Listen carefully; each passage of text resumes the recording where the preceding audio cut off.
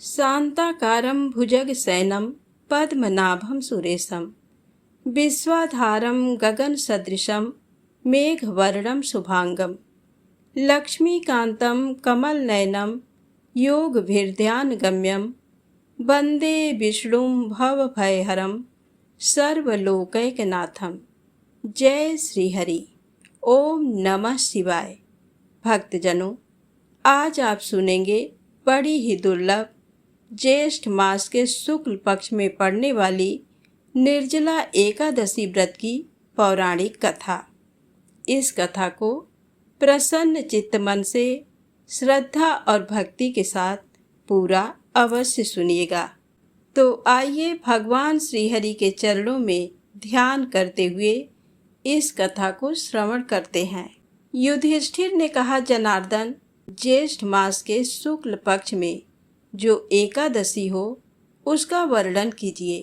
भगवान श्री कृष्ण बोले, हे राजन, इसका वर्णन परम धर्मात्मा सत्यवती नंदन व्यास जी करेंगे, क्योंकि ये संपूर्ण शास्त्रों के तत्वज्ञ और वेद वेदांगों के पारंगत विद्वान हैं।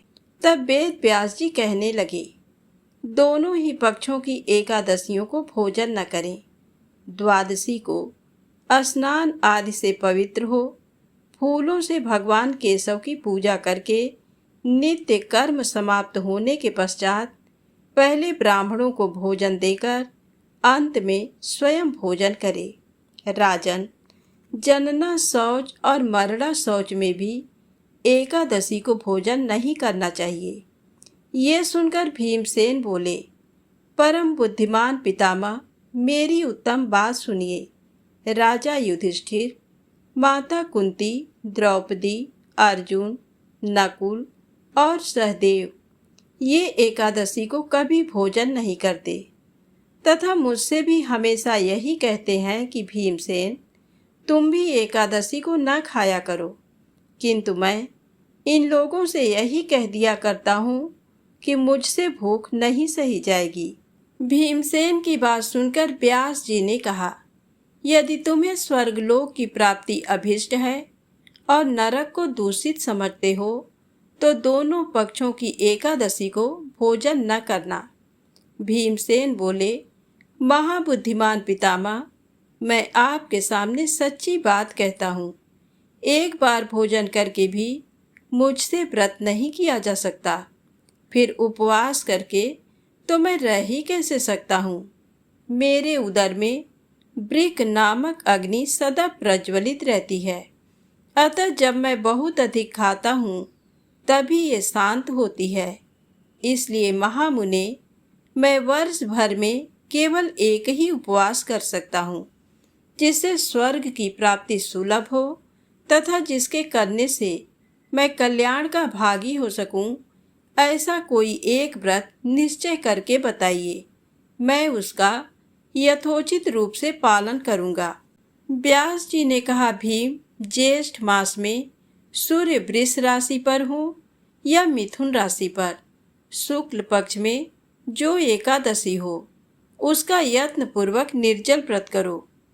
केवल कुल्ला या आचमन करने के लिए मुख में जल डाल सकते हो, उसको छोड़कर और किसी प्रकार का जल विद्वान पुरुष मुख में न डालें, अन्यथा व्रत भंग हो जाता है। एकादशी को सूर्योदय से लेकर दूसरे दिन के सूर्योदय तक मनुष्य जल का त्याग करे, तभी ये व्रत पूर्ण होता है। तदनंतर द्वादशी को निर्मल प्रभात काल में स्नान करके ब्राह्मणों को विधि पूर्वक जल और सुवर्ण का दान करें। इस प्रकार सब कार्य पूरा करके जितेंद्रिय पुरुष ब्राह्मणों के साथ भोजन करे। वर्ष भर में जितनी एकादशियां होती हैं उन सब का फल निर्जला एकादशी के सेवन से मनुष्य प्राप्त कर लेता है, इसमें तनिक भी संदेह नहीं है। शंख, चक्र और गदा धारण करने वाले भगवान केशव ने मुझसे कहा था कि यदि मानव सबको छोड़कर एकमात्र मेरी शरण में आ जाए और एकादशी को निराहार रहे तो वह सब पापों से छूट जाता है। एकादशी व्रत करने वाले पुरुष के पास विशाल काय, विकराल आकृति और काले रंग वाले दंड पाशधारी भयंकर यमदूत नहीं जाते। अंतकाल में पीतांबरधारी सौम्य स्वभाव वाले, हाथ में सुदर्शन धारण करने वाले और मन के समान वेगशाली विष्णु दूत आकर इस वैष्णव पुरुष को भगवान विष्णु के धाम में ले जाते हैं। अतः निर्जला एकादशी को पूर्ण यत्न करके उपवास करना चाहिए। तुम भी सब पापों की शांति के लिए यत्न के साथ उपवास और श्री हरि का पूजन करो। स्त्री हो या पुरुष, यदि उसने मेरु पर्वत के बराबर भी महान पाप किया हो तो वह सब एकादशी के प्रभाव से भस्म हो जाता है। जो मनुष्य उस दिन जल के नियम का पालन करता है वह पुण्य का भागी होता है। उसे एक एक पहर में कोटि कोटि स्वर्ण मुद्रा दान करने का फल प्राप्त होता सुना गया है। मनुष्य निर्जला एकादशी के दिन स्नान, दान, जप, होम आदि जो कुछ भी करता है वह सब अक्षय होता है। ये भगवान श्री कृष्ण का कथन है। निर्जला एकादशी को विधि पूर्वक उत्तम रीति से उपवास करके मानव वैष्णव पद को प्राप्त कर लेता है। जो मनुष्य एकादशी के दिन अन्न खाता है वह पाप भोजन करता है। इस लोक में वह चांडाल के समान है और मरने पर दुर्गति को प्राप्त होता है। जो ज्येष्ठ के शुक्ल पक्ष में एकादशी को उपवास करके दान देंगे वे परम पद को प्राप्त होंगे। जिन्होंने एकादशी को उपवास किया है वे ब्रह्म हत्यारे, शराबी, चोर तथा गुरुद्रोही होने पर भी सब पातकों से मुक्त हो जाते हैं। कुंती नंदन, निर्जला एकादशी के दिन श्रद्धालु स्त्री पुरुषों के लिए जो विशेष दान और कर्तव्य विहित है उसे सुनो। उस दिन जल में शयन करने वाले भगवान विष्णु का पूजन और जलमयी धेनु का दान करना चाहिए अथवा प्रत्यक्ष धेनु या घृतमयी धेनु का दान उचित है। पर्याप्त दक्षिणा और भांति भांति के मिष्ठान द्वारा यत्न पूर्वक ब्राह्मणों को संतुष्ट करना चाहिए। ऐसा करने से ब्राह्मण अवश्य संतुष्ट होते हैं और उनके संतुष्ट होने पर श्री हरि मोक्ष प्रदान करते हैं। जिन्होंने सम, दम और दान में प्रवृत्त हो श्री हरि की पूजा और रात्रि में जागरण करते हुए इस निर्जला एकादशी का व्रत किया है, उन्होंने अपने साथ ही बीती हुई 100 पीढ़ियों को और आने वाली 100 पीढ़ियों को भगवान वासुदेव के परम धाम में पहुंचा दिया है। निर्जला एकादशी के दिन अन्न, वस्त्र, गौ, जल, सैया, सुंदर आसन, कमंडल तथा छाता दान करने चाहिए। जो श्रेष्ठ एवं सुपात्र ब्राह्मण को जूता दान करता है वह सोने के विमान पर बैठकर स्वर्ग लोक में प्रतिष्ठित होता है। जो इस एकादशी की महिमा को भक्ति पूर्वक सुनता तथा जो भक्ति पूर्वक उसका वर्णन करता है वे दोनों स्वर्ग लोक में जाते हैं। चतुर्दशी युक्त अमावस्या को सूर्य ग्रहण के समय श्राद्ध करके मनुष्य जिस फल को प्राप्त करता है वही इसके श्रवण से भी प्राप्त होता है। पहले दंत धावन करके ये नियम लेना चाहिए कि मैं भगवान केशव की प्रसन्नता के लिए एकादशी को निराहार रहकर आचमन के सिवा दूसरे जल का भी त्याग करूँगा।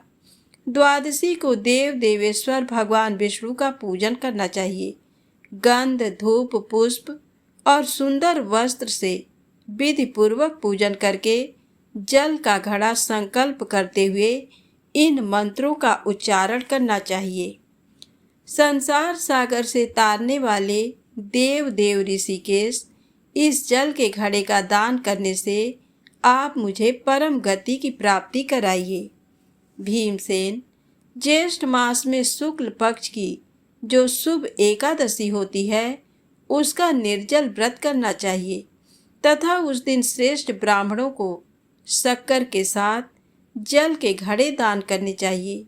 ऐसा करने से मनुष्य भगवान विष्णु के समीप पहुंचकर आनंद का अनुभव करता है। उसके बाद द्वादशी को ब्राह्मण भोजन कराने के बाद स्वयं भोजन करें। जो इस प्रकार पूर्ण रूप से पाप नाशनी एकादशी का व्रत करता है वह सब पापों से मुक्त हो अनामय पद को प्राप्त होता है। ये सुनकर भीमसेन ने भी इस शुभ एकादशी का व्रत आरंभ कर दिया। तब से ये लोक में पांडव द्वादशी के नाम से विख्यात हुई। तो प्रेम से बोलें श्री हरि विष्णु भगवान की जय हो। अब आइए सुने भगवान और भक्त की एक सच्ची कहानी। इस कहानी को पूरा अवश्य सुनिएगा। द्वारकापुरी के समीप ही डाकौर नाम का एक गांव है। वहां श्री रामदास जी नाम के एक भक्त रहते थे। वे प्रति एकादशी को द्वारका में जाकर श्री रणछोड़ जी के मंदिर में जागरण कीर्तन करते थे। जब उनका शरीर वृद्ध हो गया तब भगवान ने आज्ञा दी कि अब एकादशी की रात का जागरण घर पर ही कर लिया करो। पर उन्होंने श्री ठाकुर जी की ये बात नहीं मानी। भक्त का दृढ़ नियम देखकर भाव में भरकर भगवान बोले, अब तुम्हारे यहाँ आने का कष्ट मुझसे सहन नहीं होता है, इसलिए अब मैं ही तुम्हारे घर चलूंगा। अगली एकादशी को गाड़ी ले आना और उसे मंदिर के पीछे खिड़की की ओर खड़ी कर देना। मैं खिड़की खोल दूंगा, तुम मुझे गोद में भरकर उठा ले जाना और गाड़ी में पधराकर शीघ्र ही चल देना। भक्त श्री रामदास जी ने वैसा ही किया। जागरण करने के लिए गाड़ी पर चढ़कर आए। सभी लोगों ने समझा कि भक्त जी अब वृद्ध हो गए हैं, अतः गाड़ी पर चढ़कर आए हैं। एकादशी की रात भर जागरण हुआ। द्वादशी की आधी रात को वे खिड़की के मार्ग से मंदिर में गए। उनके तन मन में भारी उत्साह था। ठाकुर जी के श्री विग्रह पर से सभी आभूषण उतारकर वहीं मंदिर में रख दिए।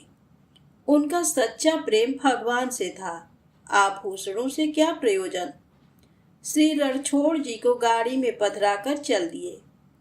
प्रातःकाल पुजारियों ने मंदिर खोला तो देखा कि मंदिर सूना उजड़ा पड़ा है। लोग समझ गए कि रामदास गाड़ी लाए थे, वही ले गए। पुजारियों ने पीछा किया। उन्हें आते देखकर श्री रामदास जी ने कहा कि प्रभु अब कौन उपाय करना चाहिए। तब भगवान ने कहा, मुझे बावली में पधरा दो। भक्त ने ऐसा ही किया और सुखपूर्वक गाड़ी हाँक दी। पुजारियों ने श्री रामदास जी को पकड़ा और खूब मार लगाई। इनके शरीर में बहुत से घाव हो गए। भक्त जी को मार पीट कर पुजारी लोगों ने गाड़ी में तथा गाड़ी के चारों ओर भगवान को ढूंढा, पर वे कहीं नहीं मिले। तब सब पछताकर कहने लगे, इस भक्त को हम लोगों ने बेकार ही मारा। इसी बीच उनमें से एक बोल उठा, मैंने इस रामदास को इस ओर से आते देखा था, इस ओर ये गया था, चलो वहां देखो। सभी लोगों ने जाकर बावली में देखा तो भगवान मिल गए। उसका जल खून से लाल हो गया था। भगवान ने कहा, तुम लोगों ने जो मेरे भक्त को मारा है उस चोट को मैंने अपने शरीर पर लिया है। अब मैं तुम लोगों के साथ कदापि नहीं जाऊंगा। यह कहकर श्री ठाकुर जी ने उन्हें दूसरी मूर्ति एक स्थान में थी सो बता दी और कहा कि उसे ले जाकर मंदिर में पधराओ। अपनी जीविका के लिए मेरी इस मूर्ति के बराबर सोना ले लो और वापस जाओ। पुजारी लोग लोभवश राजी हो गए और बोले, तौल दीजिए। रामदास जी के घर पर आकर भगवान ने कहा, रामदास तराजू बांधकर मेरे बराबर सोना तौल दो। रामदास जी की स्त्री के कान में एक सोने की बाली थी, उसी से उन्होंने भगवान को तौल दिया और पुजारियों को दे दिया। पुजारीगण अत्यंत लज्जित हुए और वहां से उठकर अपने घर चले आए।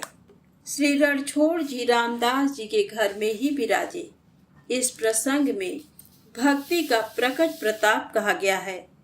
भक्त के शरीर पर पड़ी चोट को जब प्रभु ने अपने ऊपर ले लिया, तब उनका आयुध छत ये नाम हुआ। भगवान ने भक्त से अपनी एक रूपता दिखलाने के लिए ही चोट सही, अन्यथा उन्हें भला कौन मार सकता है। आज भी श्री रणछोड़ भगवान को पट्टी बांधी जाती है। धन्य है भक्त रामदास। तो प्रेम से बोले रणछोड़ जी भगवान की जय हो। अब आइए सुने धन समृद्धि प्रदान करने वाली, मनोकामना पूर्ण करने वाली तुलसी माता की पौराणिक कथा। एक बार की बात है, बहुत छोटा सा गांव था। उस गांव में एक ब्राह्मणी अपने बेटा, बहू और बेटी के साथ रहती थी। ब्राह्मणी की बेटी बड़ी ही धार्मिक प्रवृत्ति की थी। उसका नाम सुशीला था। सुशीला की माँ और भाई उसे खूब प्यार से रखते थे, लेकिन उसकी भाभी उसे पसंद नहीं करती थी। वह अपनी सासू माँ से कहती थी कि माँ जी, आप ननद जी से घर का काम काज क्यों नहीं करवाते? आखिर में तो यही काम आएगा। पराए घर जाएगी तो दुख उठाना पड़ेगा। ससुराल वाले हमें ही ताना देंगे कि हमने इसे घर का कोई कामकाज नहीं सिखाया। तो ब्राह्मणी और उसका पति हंसकर टाल देते कि हमारी तो एक ही लाडली सुशीला है, अपने आप सब सीख जाएगी। सुशीला ने जब से होश संभाला, तभी से वह तुलसी जी को सींचती, दिया बाती करती, रोज 5 परिक्रमा करती, तुलसी जी के 16 श्रृंगार करती, मेहंदी काजल बिंदी लगाती, चुनरी उड़ाती, मिश्री और माखन का भोग लगाती और रोज तुलसी जी के पास 5 भजनों को गाती और तुलसी माता को रोज तुलसी जी के 5 भजनों को गाती। पूजा करने के बाद वह बोलती कि हे तुलसी माँ, सोने के लोटे में जल दो और लड्डुअन का थाल दो। तो ऐसा कहते ही दोनों चीजें उसके सामने आ जाती। सुशीला उन्हें ले जाकर अपनी माँ को दे देती, जिससे उनके घर में कभी भी अन्न धन की कमी नहीं हुई। समय बड़ा खुशी खुशी बीत रहा था। जब सुशीला विवाह लायक हुई तो ब्राह्मणी ने अपने बेटे से कहा कि बेटा, तेरी बहन विवाह लायक हो गई है। इसके लिए अच्छा घर बर तलाश करो ताकि हम सुशीला का धूमधाम से विवाह कर सके। तभी सुशीला की भाभी बीच में ही बोली कि माँ जी, मेरी तो एक ही लाडली ननद है, इसके लिए तो घर बर मैं ही ढूंढूंगी। मेरी कौन सी 2-4 नंदे हैं, अपनी ननद के नेक चार तो मैं ही करूंगी। इसके लिए अच्छा पति लाऊंगी। पति और सास ने कहा कि जैसा तुम ठीक समझो वैसा करो। तब भाभी अपने मन ही मन सोचने लगी कि अब आया ऊंट पहाड़ के नीचे, अब मैं अपनी मन की निकाल लूंगी। वर्षों से वह अपनी ननद से खार खाए बैठी थी, तो उसने मन ही मन सोचा कि इसके लिए ऐसा गरीब वर ढूंढूंगी ताकि मेरी सास और मेरे पति को सबक मिल सके। तब भाभी ने एक गरीब से गरीब घर में सुशीला का रिश्ता तय कर दिया। तब ब्राह्मणी ने और उसके बेटे ने सुशीला का धूमधाम से विवाह कर दिया। जब सुशीला विवाह होकर ससुराल में पहुंची तो कोई वहां मंगल गीत गाने वाली महिलाएं नहीं थी। किसी ने उसका आवभगत नहीं किया। ससुराल में केवल उसकी विधवा सासू और एक कुंवारी ननद थी। रात्रि में सुशीला ने दाल रोटी खाई और सो गई। सुबह रोज की तरह वह जल्दी उठी। स्नान आदि करके सुशीला अपनी सासू माँ के पास आई और पूछने लगी कि माँ जी, मेरा तो नित्य का नियम है कि मैं तुलसी जी की पूजा करती हूँ, तभी मैं अन्न जल ग्रहण करती हूँ। माँ जी, हमारे घर में तुलसी जी का पौधा कहाँ है? तो सास बोली कि बहू, हमारे घर में तो तुलसी का पौधा ही नहीं है।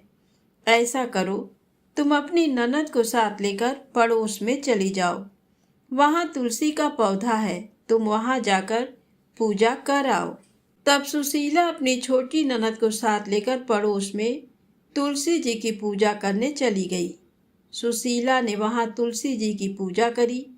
हमेशा की तरह पूजा करने के बाद वह बोली कि हे तुलसी माँ, सोने के लोटे में जल दो और लड्डुअन का थाल दो। उसी समय दोनों चीजें उसके सामने आ गईं। सुशीला ने दोनों सामान पड़ोसन को पांव छूकर दे दिया। पड़ोसन धन और लड्डू पाकर बहुत खुश हुई। पड़ोसन ने सुशीला से कहा कि बहू, तुम तो रोज तुलसी जी की पूजा करने आ जाया करो। पड़ोसन को धन का लालच आ गया। जैसे ही सुशीला अपनी ननद के साथ घर आई तो ननद ने अपनी माँ को सारी बात बता दी। सास ये सुनते ही लाल पीली हो गई कि सोने का लोटा और लड्डुअन का थाल पड़ोसन को दे दिया। अब देखती हूँ कल कैसे पड़ोस में पूजा करने जाती है। दूसरे दिन सुबह जब सुशीला पूजा की थाली लेकर पड़ोस में तुलसी पूजा करने जाने लगी तो सास ने मना कर दिया। सास बोली कि बहू, कोई जरूरत नहीं रोज रोज दूसरों के घर पूजा करने जाने की। बहू, तेरे मायके के रीति रिवाज यहाँ नहीं चलेंगे। चलो चुपचाप से घर के काम काज में लग जाओ। सुशीला अपनी सास से कुछ नहीं बोली।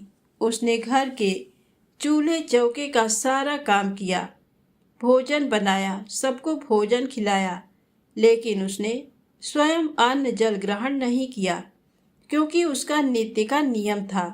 वह तुलसी जी की पूजा करने के बाद ही अन्न जल ग्रहण करती थी। इस तरह 4-5 दिन निकल गए। तब एक रात्रि को स्वप्न में तुलसी माता ने सुशीला को दर्शन देकर कहा कि हे बेटी, उठो, क्यों भूखी प्यासी हो। बेटी, तुम आजकल मेरी पूजा भी नहीं करती हो, ना ही तुम मुझे जल से सींचती हो, ना घी का दीपक जलाती हो, और ना ही तुम मीठे मीठे मुझे भजन सुनाती हो।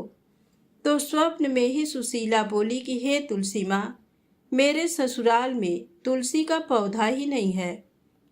पड़ोस में मुझे सासू माँ जाने नहीं देती। तब तुलसी माँ बोली कि बेटी, मैंने तेरे घर के आंगन में अपना वास बना लिया है, तुम अब रोज मेरी पूजा किया करो। ऐसा कहकर तुलसी माँ अंतर ध्यान हो गई। सुबह जब सुशीला सोकर उठी तो उसे रात के स्वप्न वाली बात याद आई। सुशीला भागी भागी आंगन में देखने गई तो वहां तुलसी का पौधा दूर तक फैला हुआ था, जिसकी हर लड़ी में सोने हीरे मोती जड़े थे। सुशीला देखकर बहुत खुश हुई। उसने पहले स्नान किया, पूजा की थाली जमाई और फिर उसने तुलसी माँ को जड़ से सींचा, घी का दीपक जलाया, रोली मोली चावल रक्षा बांधा, मेहंदी काजल बिंदी लगाई, चुंदड़ी उड़ाई और बोली कि हे माँ तुलसी, सोने के लोटे में जल दो, लड्डुअन का थाल दो। ऐसा कहते ही दोनों चीजें उसके सामने आ गई। सुशीला ने दोनों सामान जाकर अपनी सास को पांव छूकर दे दिया। सास और ननद आश्चर्य में पड़ गई कि ये सब कहाँ से आया। सुशीला ने उन्हें पूरी बात बताई। सासू ननद भागी भागी घर के आंगन में देखने आई तो तुलसी का पौधा धन से लड़ जड़ हो रहा था। सास और ननद ने सुशीला के पांव पकड़ लिए। सुशीला ने कहा कि माँ जी, ननद जी, आप मेरे पांव मत पड़िए, उल्टी गंगा नहीं बहती, मैं आपके पांव लगूं। आप तुलसी माँ के पांव पड़िए। अब सास और ननद भी अपनी बहू के साथ तुलसी जी की पूजा करने लगी। कुछ ही समय में वे बहुत अमीर हो गए और कुछ ही महीनों में उनके घर में धन दौलत नौकर चाकर महल नुमा मकान हो गया। हाथी घोड़ा ऊंट बंगला मोटर गाड़ी जेवर सब हो गए। वे अमीर लोगों की श्रेणी में गिने जाने लगे। जब पहली राखी आई तो भाभी का मन हुआ कि इस राखी पर ननद के ससुराल जाकर देखना चाहिए कि उसके क्या हाल हैं। जरूर ससुराल में फटे पुराने पहन रही होगी, सूखे टिक्कड़ खाती होगी। तब भाभी अपने पति के साथ सुशीला के घर राखी बंधवाने पहुंचे तो सुशीला के ठाट बाट देखकर भाई को बहुत खुशी हुई, लेकिन भाभी की आंखें चकराने लगीं। उसे तो चक्कर आने लगे। सुशीला अपने भाई भाभी से मिलकर बहुत खुश हुई। हे तुलसी माता, जैसे आपने सुशीला की पग पग पर मदद करी, वैसी सबकी करना। कहानी कहने वाले की, सुनने वाले की और हुंकारा भरने वाली की। तो प्रेम से बोले तुलसी माता की जय हो। अब आइए मनोकामनाएं पूर्ति करने वाली एकादशी माता की कथा को सुनते हैं। एकादशी माता की कथा को सुने बिना व्रत पूर्ण नहीं माना जाता है। तो प्रेम से बोले एकादशी माता की जय हो। एक बूढ़ी माँ ने एक बार एकादशी का व्रत रखा। बड़े ही भाव भक्ति से पूजा अर्चना की। उन्हें वृद्धावस्था में क्या बाधा थी। वे तो अपने पुत्र पौत्रों की सुख सुविधा के लिए व्रत रखने लगी। वे दिन भर तो जरा कठोर मन करके अपनी प्यास को रोके रहीं। दिन में पूजा पाठ किया, कथा सुनी और पंडित जी को मिट्टी के पात्र में भरकर पानी और ऋतु फल दान में दिए। दोना भर भर के पूरा शक्कर वितरण किया। उन्हें गर्मी के कारण बहुत बेचैनी हो रही थी। इस कारण से बड़ी देर तक पानी में पड़ी रहीं और पानी के कुल्ला करती रहीं, मुंह धोती रहीं। तब कहीं थोड़ा बहुत धैर्य बंध पाया। धूप तो तेज पड़ ही रही थी, इस कारण बार बार मुंह सूख रहा था। बूढ़ी माँ बहुत बेचैन हो रही थी। एक बुढ़ापा और दूसरा ये भयंकर गर्मी। वृद्धावस्था की स्थिति तो कुछ दूसरी ही प्रकार की होती है। जैसे तैसे रो धो के दिन कट पाया। अब पहाड़ सी रात सामने थी। उसका कटना बड़ा ही कठिन दिखाई दे रहा था। खटिया पर पड़े शांति नहीं मिल रही थी। वे बार बार करवट बदल रही थी। अनेक बार वे बाहर जाती और भीतर आती। उन्हें घर के अंदर शांति नहीं थी। वे पड़ी पड़ी एकादशी माता का स्मरण करती रहीं। वे कहती रहीं कि हे माता जी, आप मेरी लाज रखिएगा। आप ही मुझे शक्ति दे दीजिएगा, जिससे मैं भली भांति आपका व्रत कर सकूं और ये पहाड़ सी रात शांतिपूर्वक व्यतीत हो सके। प्यास के कारण बूढ़ी माँ की बेचैनी तो बढ़ ही रही थी। उन्होंने धैर्य रखने का बहुत प्रयास किया, किंतु सहनशीलता की सीमा टूट गई और वे घबराकर एकदम चिल्ला पड़ी। बोली कि बचाओ बचाओ। अम्मा का चिल्लाना सुनकर परिवार भर के नर नारी, बच्चे और पड़ोसी आकर बूढ़ी अम्मा की खटिया के समीप पहुंच गए। सबने पूछा कि अम्मा जी, आपको क्या हुआ? आप क्यों चिल्ला रही हैं? आप इस वृद्धावस्था में ये कठिन व्रत क्यों कर रही हैं? अम्मा जी, शक्ति से ही भक्ति होती है। थोड़ी ही देर में वे फिर से बोली कि अरे, हमारे तो प्राण ही निकले जा रहे हैं। मेरी छाती पर ठंडे पानी का घड़ा रख दीजिए। नातियों ने दादी की छाती पर ठंडे पानी का पात्र रख दिया। तब कहीं उन्हें थोड़ा बहुत आराम मिला और थोड़ी देर के लिए उन्होंने अपनी आंखें बंद कर लीं। एकादशी माता ने सोचा कि ये बूढ़ी अम्मा है तो बहुत कठोर, जरा जाकर उसकी परीक्षा लेना चाहिए। वे आधी रात को मुर्गा बनकर टेर लगाने लगी। मुर्गा की आवाज़ सुनकर दादी जल्दी से उठी और बाहर जाकर आसमान की ओर देखा, किंतु आसमान में कहीं उन्हें प्रातःकालीन तारा दिखाई नहीं दिया। वे सोचने लगीं कि ये मुर्गा क्यों और कैसे बोल गया। उन्हें प्यास तो लग ही रही थी। थोड़ा बहुत उनका मन विचलित होने लगा था, किंतु अंत में उन्होंने दृढ़ निश्चय किया कि मैं अब व्रत को पूर्ण करके ही छोड़ूंगी, चाहे भले ही मेरे प्राण निकल जाएं। ये सोचकर फिर वे खटिया पर शिथिल होकर लेट गईं। थोड़ी ही देर में एकादशी माता ने उनकी फिर से परीक्षा लेनी चाहिए। एक छोटी सी बालिका एक गिलास में शरबत लेकर उनके सिरहाने खड़ी हो गई और जोर से बोली कि दादी जी, सवेरा हो गया है, आप हाथ मुंह धोकर शरबत पी लीजिए। पहले तो शरबत का गिलास देखकर उनका मन विचलित हो गया, किंतु अचानक व्रत का स्मरण हो आया और उन्होंने सोचा कि मैं किसी भी प्रकार से अभी शरबत नहीं पी सकती हूँ, और वे शांतिपूर्वक अपनी खटिया पर लेट गई। फिर थोड़ी ही देर में उन्हें ऐसा लगा जैसे किसी ने उन्हें पानी के कुएं में पटक दिया हो। वे बड़ी देर तक उस कुएं में हाथ पांव चलाती रहीं, किंतु उन्होंने अपने मुंह में पानी की एक बूंद भी नहीं जाने दी और वे दृढ़तापूर्वक अपना व्रत पालती रहीं। थोड़ी ही देर में ना जाने कहां से सामने आग जलने लगी, जिससे भारी गर्मी बढ़ने लगी। प्यास के कारण प्राण निकलने लगे, किंतु बूढ़ी अम्मा का कुछ भी नहीं बिगाड़ पाया। वे जहां थीं वहीं मुस्कुराती हुई सी बैठी रहीं। थोड़ी ही देर में बाहर प्रकाश दिखाई देने लगा। ऐसा लगा कि जैसे सवेरा हो गया हो। बूढ़ी अम्मा ने जब बाहर निकलकर देखा तो समझ गई कि अभी सवेरा होने में 3-4 घंटे की देरी है। ये जानकर वे शांतिपूर्वक इधर उधर घूमने फिरने लगी। एकादशी माता ये बात अच्छी तरह से समझ गई कि ये बूढ़ी अम्मा किसी भी प्रकार से अपने व्रत से नहीं चल सकती। वे उनके सत्य व्रत को अच्छी तरह से समझ गईं। सवेरा होते ही बूढ़ी माता ने स्नान किया, भगवान का पूजन पाठ किया, एकादशी माता की कथा सुनी, ब्राह्मणों को दक्षिणा देकर भोजन कराया।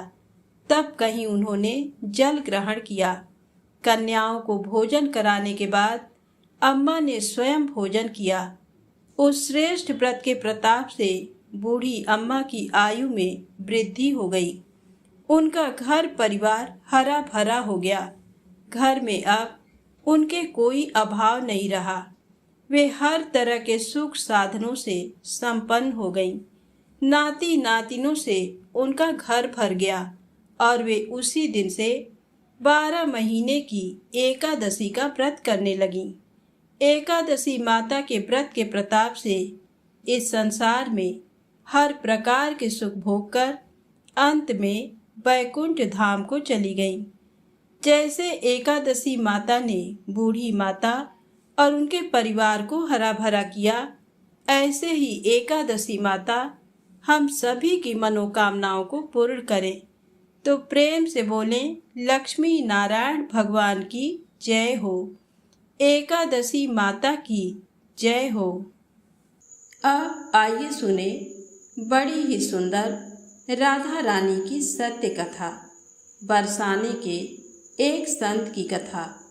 पुराणों में वर्णित है, यदि राधा रानी की कृपा हो जाए तो श्री हरि की कृपा शीघ्र ही हो जाती है। इसलिए पूरी श्रद्धा, भक्ति और विश्वास के साथ इस कथा को पूरा अवश्य सुनिएगा। तो प्रेम से बोलें, राधे सरकार की जय हो। एक संत बरसाना में रहते थे और हर रोज सुबह उठकर यमुना जी में स्नान करके राधा जी के दर्शन करने जाया करते थे। ये नियम हर रोज का था। जब तक राधा रानी के दर्शन नहीं कर लेते थे तब तक जल भी ग्रहण नहीं करते थे। दर्शन करते करते तकरीबन उनकी उम्र 80 वर्ष की हो गई। आज सुबह उठकर रोज की तरह उठे और यमुना में स्नान किया और राधा रानी के दर्शन को चले गए। मंदिर के पट खुले और राधा रानी के दर्शन करने लगे।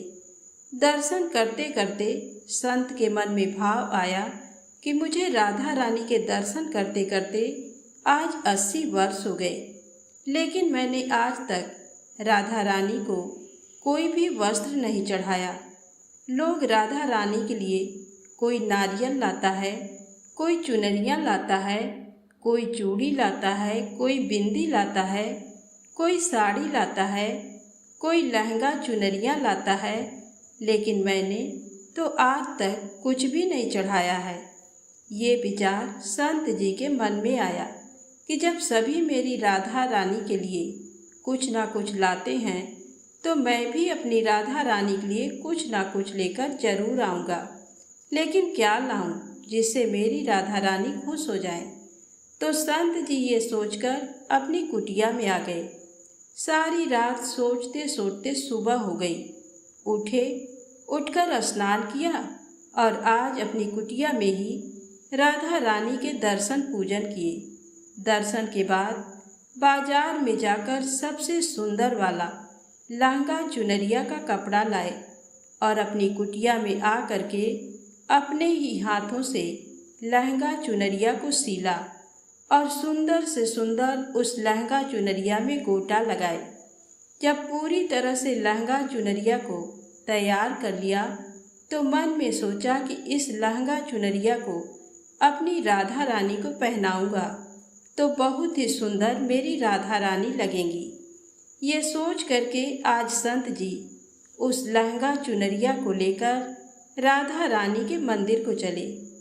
मंदिर की सीढ़ियाँ चढ़ने लगे और अपने मन में सोच रहे हैं, आज मेरे हाथों के बनाए हुए लहंगा चुनरिया राधा रानी को पहनाऊंगा तो मेरी लाडली खूब सुंदर लगेंगी।